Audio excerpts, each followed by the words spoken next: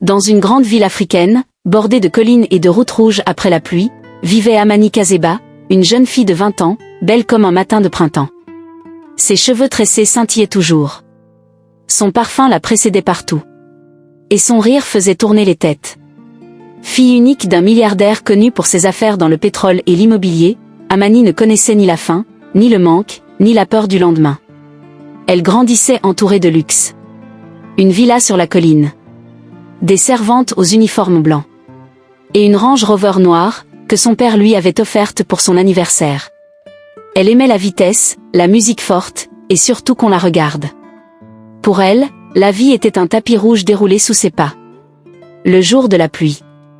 Ce matin-là, le ciel de la ville était gris. Une pluie fine tombait depuis des heures, laissant sur les routes des flaques boueuses et des ruisseaux d'eau sale qui dévalaient les pentes. Amani devait aller retrouver ses amis au centre commercial. Elle s'installa au volant, lunettes noires, téléphone à la main, et lança la musique à fond. À côté d'elle, sa meilleure amie Keza riait aux éclats. « Regarde-moi ces routes. On dirait qu'on est encore à la campagne », se moqua Amani. « C'est vrai.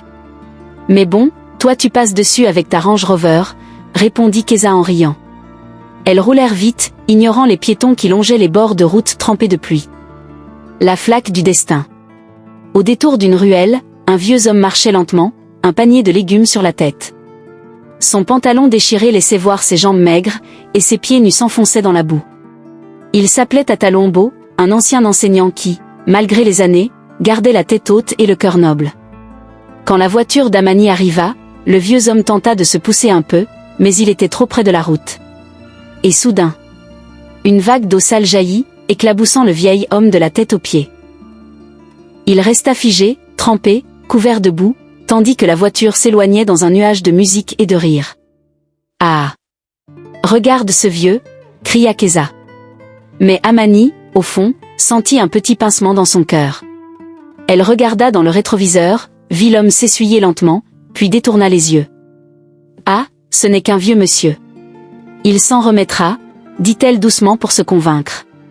Tournant, le retour du vieux. 2 semaines plus tard, Amani accompagna son père à une grande cérémonie de charité organisée par la Fondation Kazeba. C'était un événement élégant, des ministres, des journalistes, des artistes, tout le monde riche et influent était là. Pendant que le maître de cérémonie annonçait les invités, un vieil homme monta lentement sur scène. C'était le même vieux que la flaque avait recouvert. Amani sentit son cœur s'arrêter. Il portait une vieille chemise propre, repassée avec soin, et dans sa main un petit papier jauni. Le présentateur déclara. Ce soir, la Fondation Kazeba honore un homme humble, un ancien professeur qui a formé plus de 100 enfants devenus aujourd'hui ingénieurs, médecins et enseignants. Voici Tata Lombo. Toute la salle applaudit. Amani sentit ses yeux se remplir de larmes. Elle se souvenait du visage du vieux couvert de boue. Elle voulut disparaître. 5. Résolution, le pardon. À la fin de la cérémonie, Amani prit son courage à 2 mains et s'approcha du vieil homme. « Grand-père, je suis celle qui t'a éclaboussé l'autre jour avec ma voiture. Je ne savais pas, je suis vraiment désolée. » Le vieux la regarda avec douceur. Ses yeux fatigués reflétaient une bonté infinie.